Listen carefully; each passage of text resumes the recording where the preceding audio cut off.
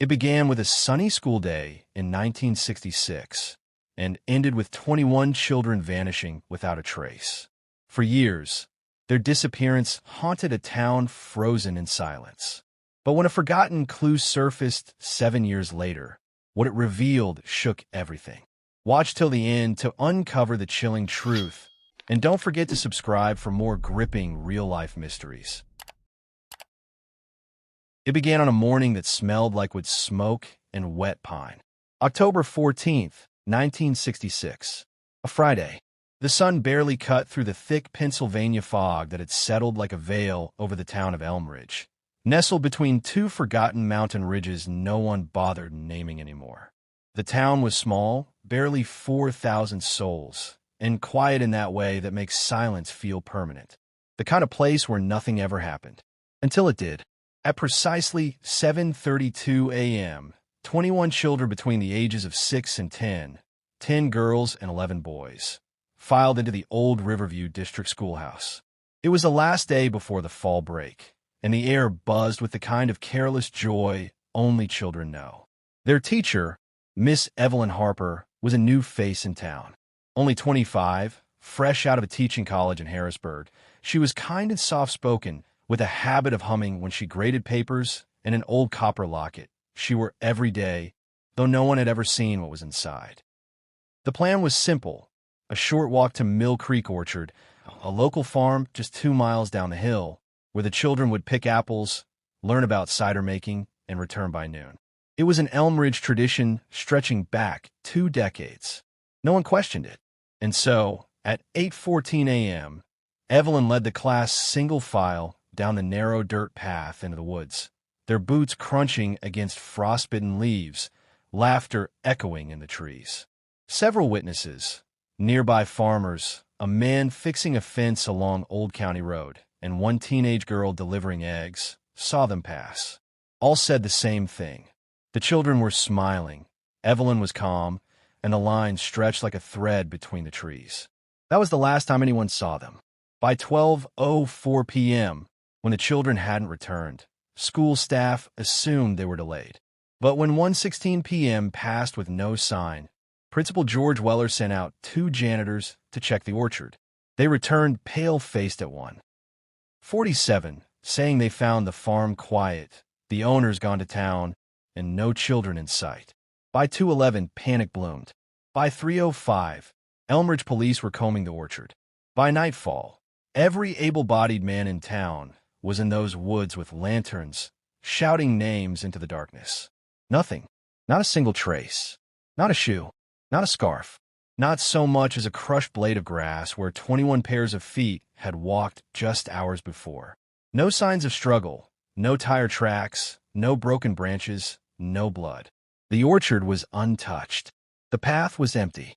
Evelyn Harper, the teacher, was gone too. And the forest? The forest was silent. What followed was an unraveling no one in Elm Ridge had ever seen.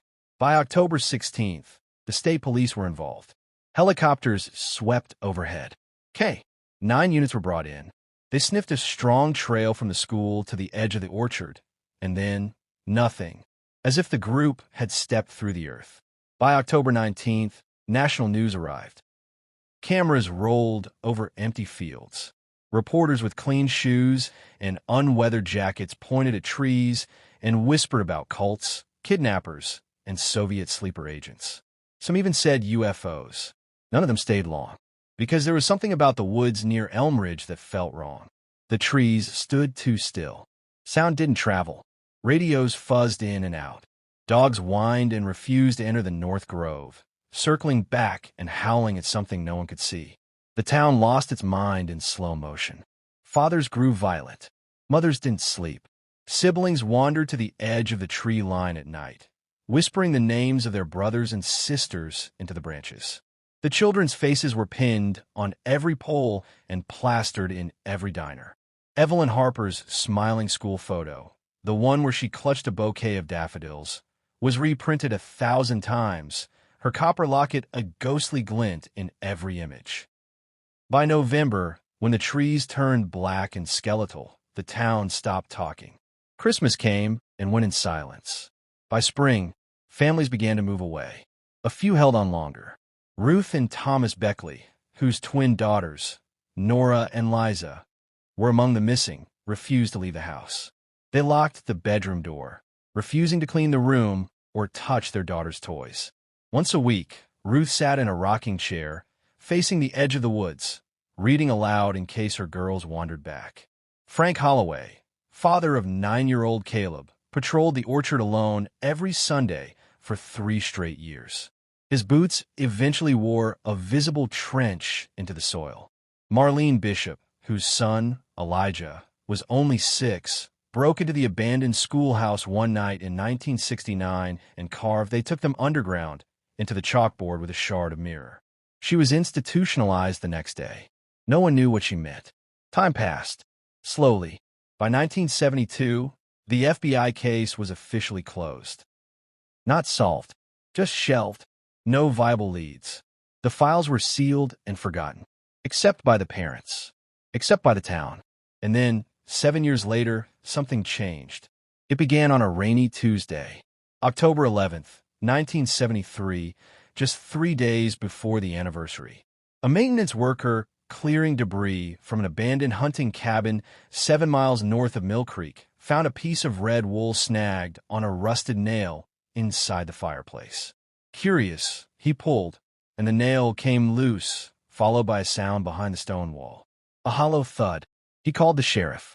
They broke through the back of the fireplace that night and discovered what looked like a crawl space. But what they found wasn't just a hidden compartment. It was a staircase, descending straight into the earth. Narrow, winding, carved into ancient stone. No one had ever seen it before.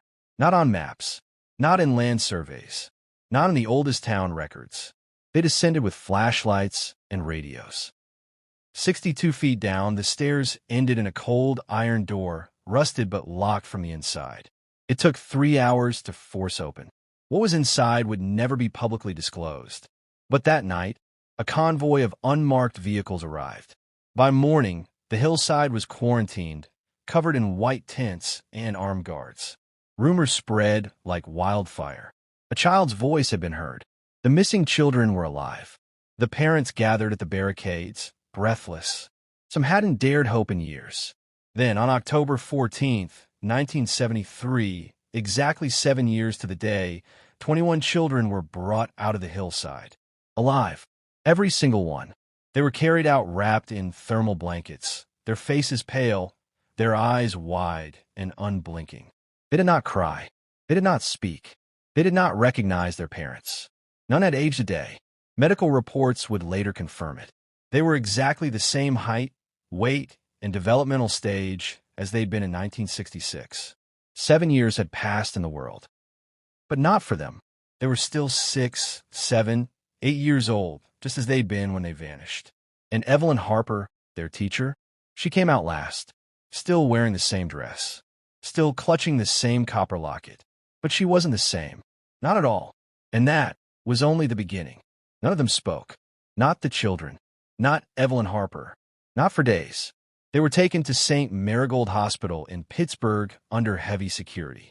Doctors, psychologists, neurologists, everyone who mattered in the medical world, descended like vultures in white coats. No one had ever seen anything like it. 21 children who were biologically, neurologically, and emotionally unchanged despite having been gone for 2,557 days. It defied science.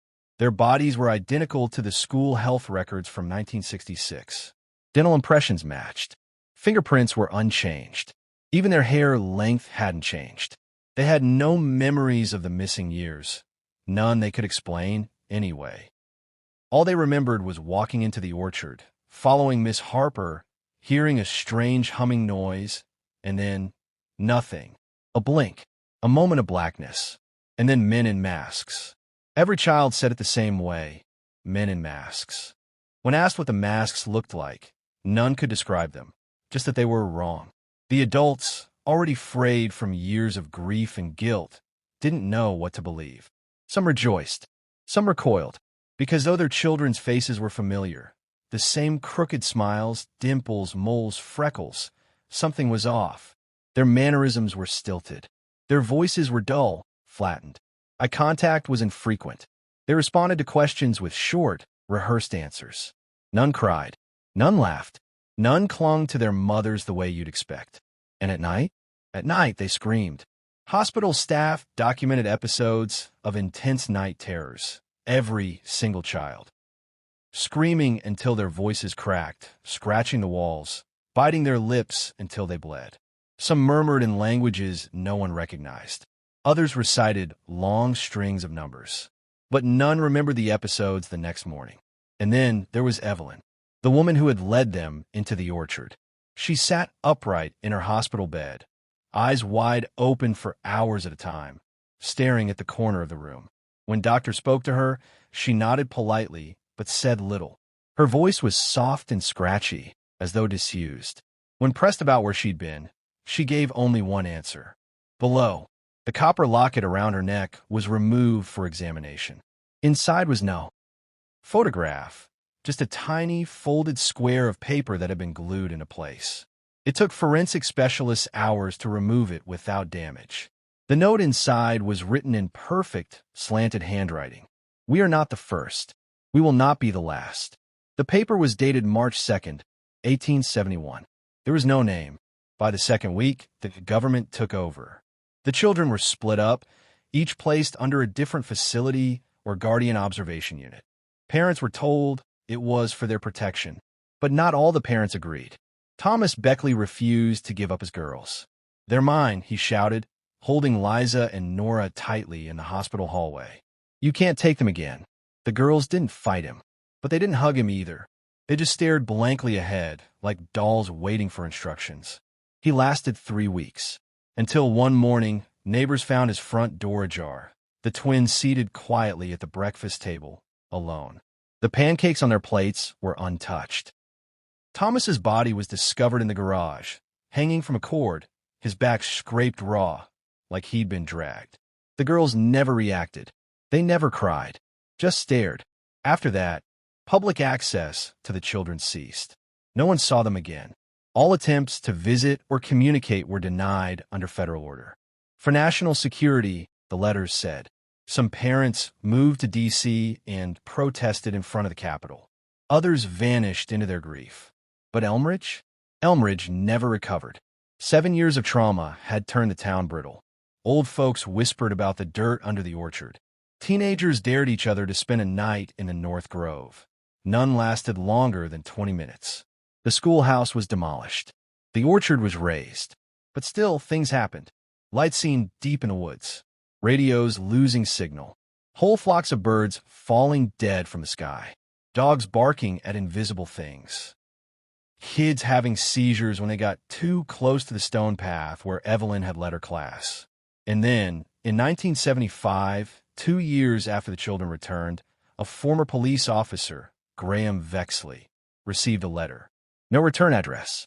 No postage mark. Inside was a single photograph. Black and white. Grainy.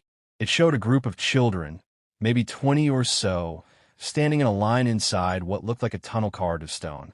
Behind them stood a woman who resembled Evelyn Harper. But the style of her dress? Early 1900s at best. On the back of the photo was a single word. Again, Vexley, who'd been forced into early retirement after the 1966 incident broke him, spent the rest of his savings hiring a team of private investigators. He compiled thousands of pages of notes, tracking unsolved child disappearances in rural America going back to 1820. Patterns emerged. Always small towns. Always 20 to 25 children. Always a central figure. Usually a young woman. Always new in town. Always a teacher, caretaker, or nanny. Always 7 years gone. And always returning not quite right. Vexley tried to warn people. He called newspapers. They ignored him. He wrote to Congress. Silence. Eventually, he published the report himself. 1,000 copies, mailed to libraries, journalists, schools. Most ended up in dumpsters. But one copy made it to a man named Dr. Leonard Hadley, an archaeologist working with the Smithsonian. Hadley found something chilling in the report. A description of symbols found on the children's clothing in 1973. Tiny geometric shapes burned into the hems. invisible unless exposed to UV light. He'd seen them before, on a set of stone tablets excavated in northern Vermont in 1959. Tablets estimated to be over 5,000 years old. Hadley traveled to Elm Ridge under the guise of researching folk myths. He spoke to families still living there. He bribed a groundskeeper to let him access the sealed site where the children were found. He never returned. His assistant later found his recorder and field journal outside the town motel. The last entry read, "There's something beneath Elm Ridge that was never meant to be found." The children were not taken. They were invited. By 1977, 4 of the returned children had died, all under strange circumstances. One drowned in a bathtub despite being an excellent swimmer. Another simply vanished from a locked room. One fell from a second-story window. No signs of a struggle, no broken glass. And one girl, Sophie Ellman, slit her own throat in front of her foster parents while repeating a phrase in a voice that wasn't hers. "We are shadows made from mirrors." No one knew what it meant. Evelyn Harper remained under government care. Or so they said. She hadn't spoken since 1974. She just sat in her room, head tilted to the ceiling, mouthing silent words. Until one day in 1978, during a routine examination, she looked straight into the eyes of her doctor and said clearly, "You opened the door. You didn't close it." The doctor, who had 3 young children, quit the same day. He never gave an explanation. And Evelyn? She died 1 month later. Heart attack, they said, but her autopsy was never released. No funeral was held. Her body, according to the one nurse who would later break her silence, was ice cold, like it had never been alive at all. The copper locket was never recovered. The town of Elm Ridge became a place people only whispered about. By 1981, 15 years after the initial disappearance, fewer than 300 residents remained. Most of the homes stood abandoned, boarded up, slowly claimed by vines and rot. The church burned down under mysterious circumstances. The local store shut its doors. The old mill collapsed in a sudden fire one windy night in March. No one called the fire department. No one needed to. There was nothing left to save. But the story of the children didn't die. It just moved deeper underground, like the staircase beneath the hunting cabin, the one officials had sealed with 6 inches of reinforced concrete after the recovery. As if concrete could silence what lived beneath. The children had been scattered across the country, assigned to different government-monitored facilities, foster homes, and research institutions. Whatever purpose had initially driven the return faded into bureaucratic fog. Files vanished. Names were redacted. Whistleblowers died of heart attacks and car accidents. But strange things kept happening. Nora Beckley, one of the twins, developed a condition at age 16. She would sleepwalk into basements. Always basements. If one wasn't available, she'd curl into corners, facing walls, whispering the same phrase. The stone wants another name. Her adoptive mother, a woman in Ohio named Martha Connors, wrote to the Department of Health and Human Services for help. No one replied. 3 months later, Nora vanished from a locked room with barred windows and no open doors. All they found was her nightgown folded neatly on the floor. Her bed was still warm. Eli Holloway, once a giggling 6-year-old with dirt under his nails and jelly on his chin, turned 19 in 1983. He'd been living in a rural therapeutic community in Oregon. He'd learned how to paint. Nothing but spirals, always in black. The same image, over and over. When asked what it meant, he replied, "It's the door. I keep trying to close it." That summer, Eli killed himself. Or so the report said. But one nurse, in a later confession, said she saw something in his room that night. Something impossible. It looked like him, but it wasn't him, she whispered in a hospital corridor 15 years later, shaking, drunk, her eyes darting. He was already dead, but he smiled, not with his mouth, with his eyes, like something behind him was finally satisfied. The suicide note found beside Eli's body read, "We shouldn't have come back. We never left." Back in Elm Ridge, the woods refused to die. Despite the clearing of the orchard and the quarantine of the surrounding land, trees continued to grow at a supernatural rate. Whole groves rose overnight. Paths twisted where they hadn't before. Survey teams reported getting lost just 50 feet in. Compasses spun uselessly. Radios gave off static that sounded like children humming. One hunter, Dale Burton, claimed he found a door standing alone in the forest. Wooden, rotting, chained shut. No frame, no walls, just a door. He dared a friend to touch it. The friend did. That friend has not spoken a word since. He lives in a care home, expression blank, hands always gripping the arms of his wheelchair as though holding on to something to avoid being pulled away. The door, when Dale returned a day later, was gone. Just soil and moss where it had been. By the mid-'80s, 7 of the 21 children had vanished again. No signs of forced entry. No weaknesses. No struggle. They simply ceased to be. One moment present, the next, a whisper, a half-remembered echo. The government's silence deepened. Publicly, the Elmridge disappearance had become urban legend. Privately, the files have been passed from agency to agency. FBI, NSA, DARPA. No one could explain how 21 children had returned to Neged, nor what had altered their minds. A few believed it was temporal displacement, time loop phenomena. Others claimed psychotronic manipulation, government experimentation, or interdimensional trauma. None of it explained the dreams. Because by 1987, others were having them, not the children. Adults, strangers. Thousands of people across North America began reporting the same dream.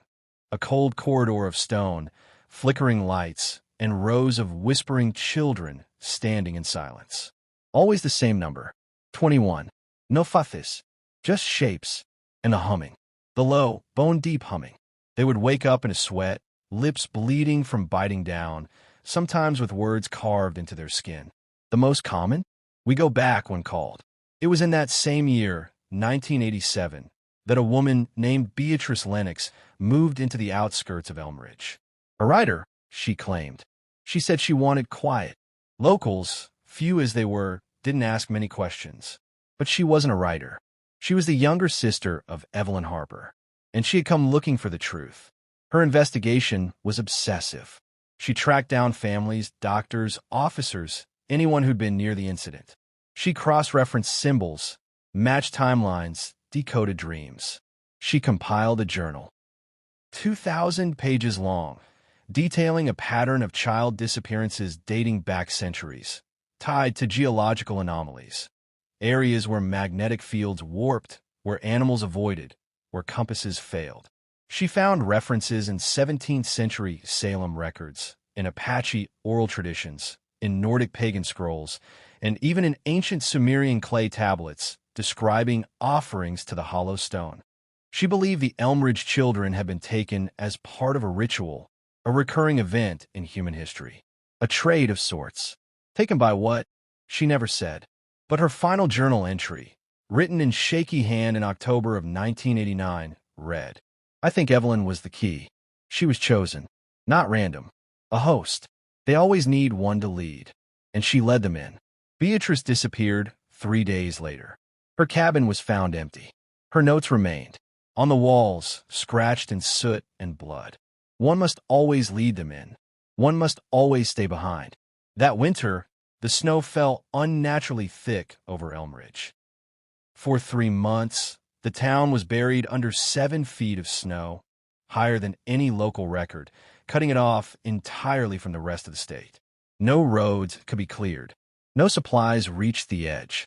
When helicopters finally returned in March of 1990, they found what was left of Elmridge. Nothing. Every building collapsed. Every home empty. No people. No footprints. No signs of life. Only one thing was left untouched. The school bell. Still standing, somehow spared from decay, standing on rusted poles in the middle of the collapsed schoolyard. And hanging from the bell's rope, swinging gently in the wind, was a single copper locket. Open. Empty. They thought it was over. By the time Elmridge vanished in 1990, the official line was environmental collapse.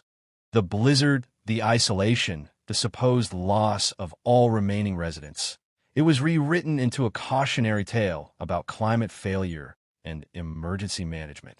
But those who'd been watching, quiet scientists, obsessive investigators, the last grieving parents, knew better. The town hadn't been buried. It had been swallowed. The question remained, by what? And then, on October 14th, 1993, exactly 27 years to the day since the children vanished, a signal came through. It was a burst transmission, untraceable in origin, picked up by a small radio astronomy facility in British Columbia. A series of tones, 21, repeating 3 times. Then silence. Then a voice. A child's voice. But warped. Slow. Half-human. We were not meant to come back.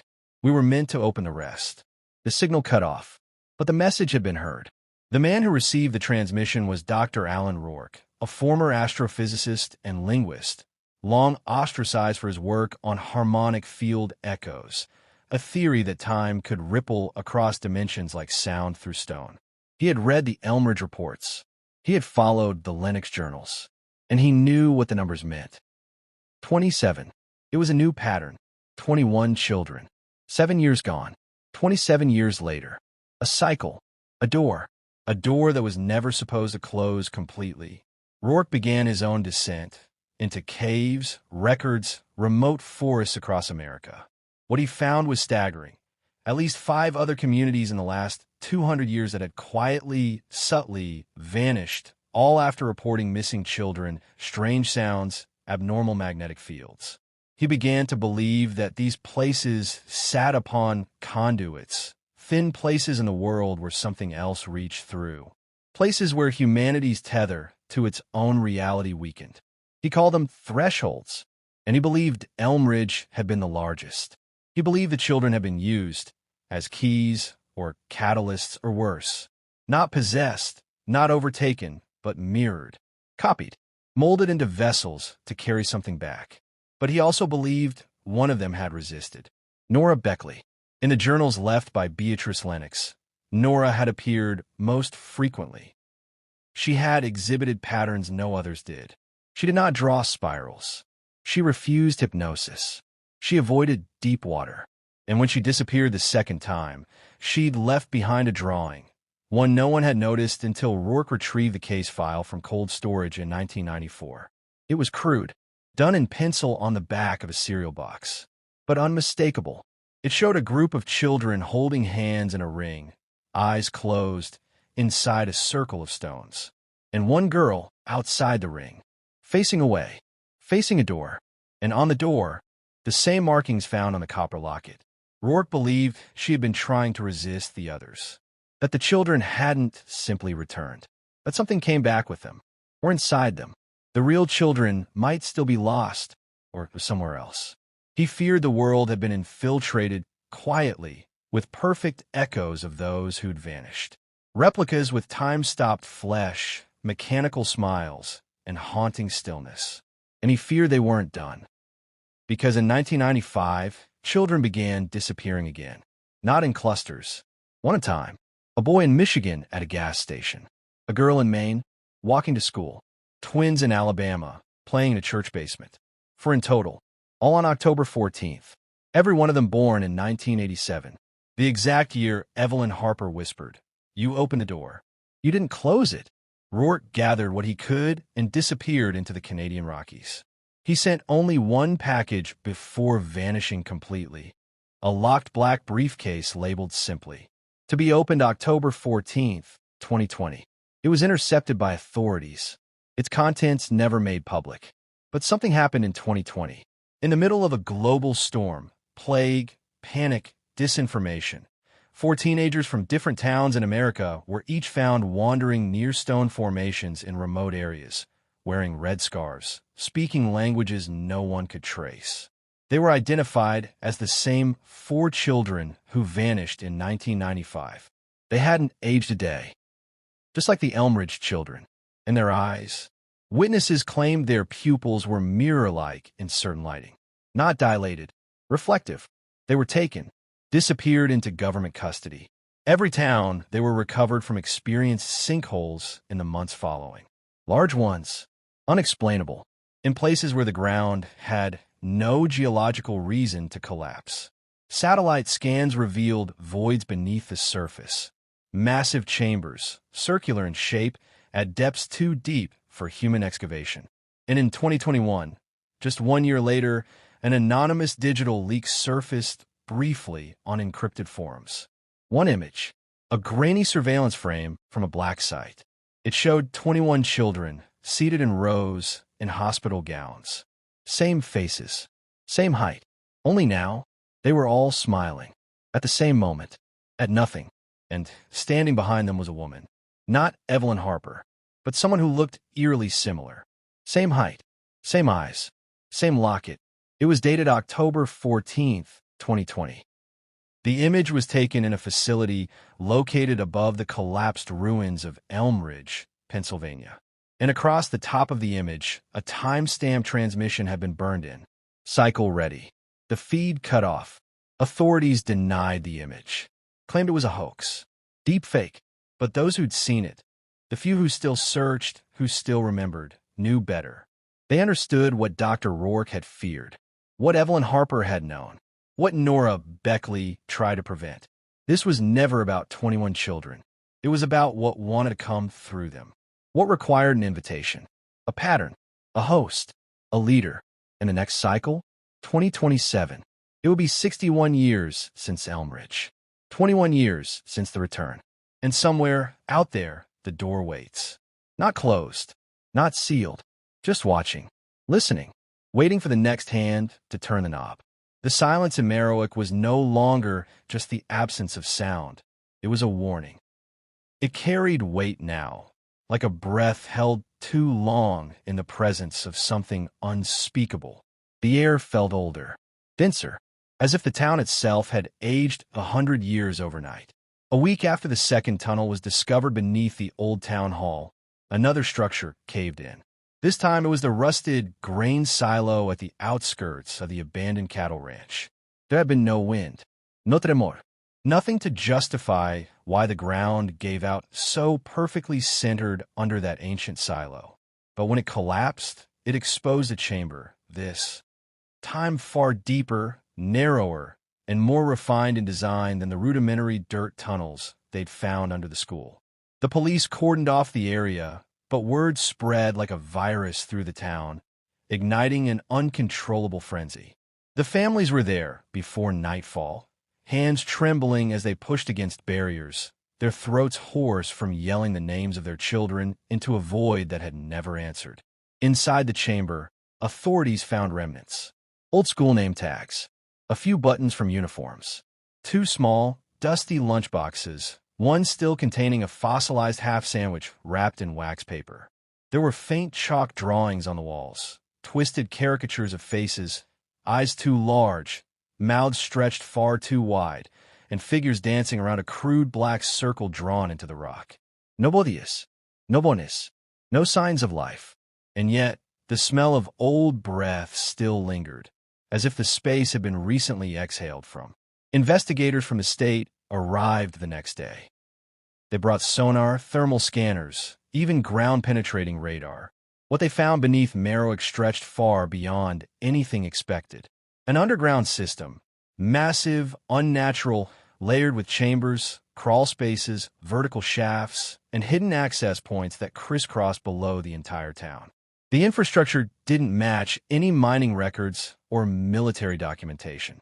No architect, no historian, no geological surveyor could account for who had built it, or when. More questions, fewer answers. And then the lights returned.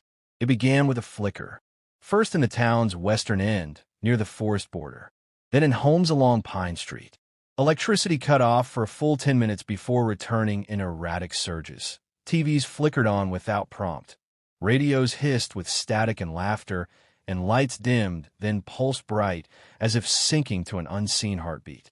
That same night, Mrs. Evelyn Haraway, mother of Bethany and Jacob, 2 of the missing, was found in the middle of Willow Road, barefoot, drenched in sweat, with her hands coated in black soil. She was mumbling something, over and over, eyes blank as glass. They're not gone. They're waiting. They're in the spaces between. She was sedated and placed under observation, but the message spread. Spaces between became a whisper passed from household to household. It wormed its way into every theory, every panicked conversation. By late October, the town was unraveling again. Not in hysteria this time, but in anticipation. Something was building, rising beneath them like a tide preparing to breach. Even the children, those born after the incident, began waking in the middle of the night, screaming about dark halls, ticking clocks, and the man with the mirror face.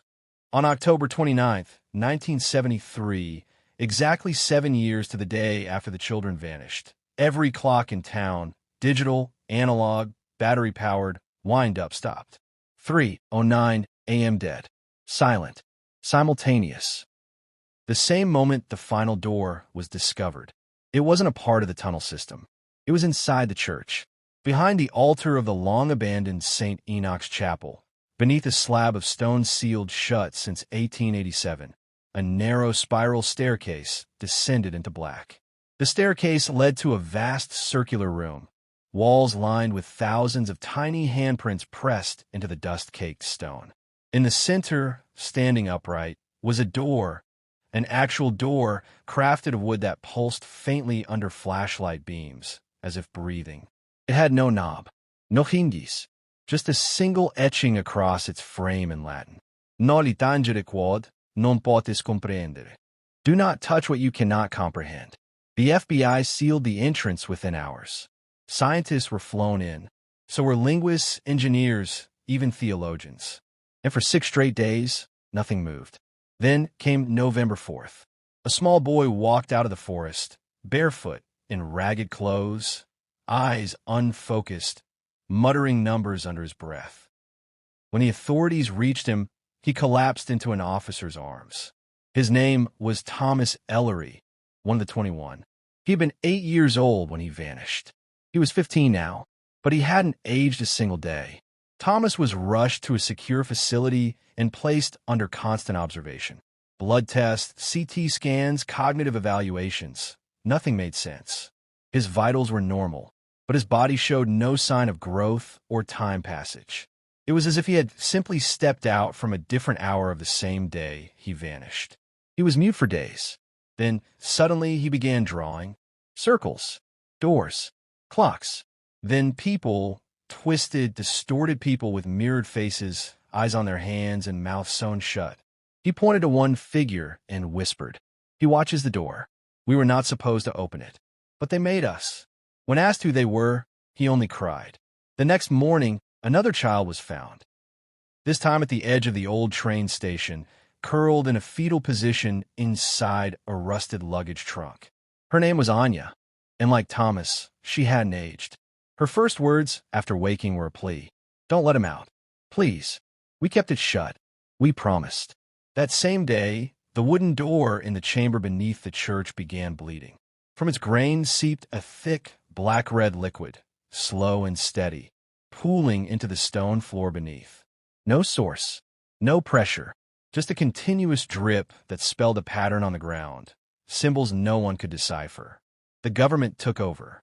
Martial law was declared across Merriwick. Families were ordered to evacuate. Journalists were barred. Fences were erected, and the town disappeared off maps, just like the children had 7 years prior. But more children came back, one by one, 10 of them in total, over the span of 2 weeks, always in strange places, always barefoot, always silent at first, all unchanged by time. And each one brought a warning. You have to close the door before he comes through. The mirror cracks at midnight. We were bait. It was the 11th child, Ava Green, who finally broke. Her screams shattered the one-way mirror during questioning. She clawed at her own skin, trying to dig something out of her forearm, yelling that he marked them, tagged them like animals. When sedated and x-rayed, a small, curved metallic object was found embedded under her skin. Not surgical, not technological, not earthly. One doctor described it as organic metal, but died of a brain aneurysm before the full report was filed. With each returning child, the door pulsed louder. Yes, louder. Like a heartbeat that thudded through concrete and blood. It began affecting electronics. Pacemakers. Lights. People. The soldiers posted at the underground chamber began to hallucinate. One shot himself after claiming he saw his mother, long dead, crawling out from the wood grain of the door. And on November 21st, 1973, a 13th child returned. Only this time, he wasn't alone. Two men in tattered robes were found carrying him out from a dried well behind the town library. They had no IDs, no speech. Their eyes were glazed over with silver, like liquid mercury. When confronted, they both dropped to their knees and chanted a single word before biting off their own tongues. Miracle. No language on earth could account for it. Not Latin, not Hebrew, not Babylonian, not anything known. But one of the linguists, Dr. Arlo Setem, claimed it resembled an ancient root word for mirror in a dialect lost to time. He had seen it only once before in a half-burned manuscript kept in the archives of the Vatican, a book supposedly banned during the Council of Trent. The manuscript described a realm that existed between reflections, not behind them, not in them, but between, and it named something inside that realm. Miracle, the Watcher, the Warden of the Unopened. Dr. Setem vanished 3 nights later, and the door? It began to rot. The wood split in fine lines, as if being pried from within. The bleeding increased. Lights exploded within the chamber. A low-frequency hum began emanating from its center. The 13 returned children began seizing simultaneously across different containment facilities. Their final words before losing consciousness echoed the same phrase. He's found the crack. What came next was not a storm, not a tremor, not war. It was a silence, an unnatural, perfect silence that consumed all sound for 10 full minutes. And when it lifted, the door was open,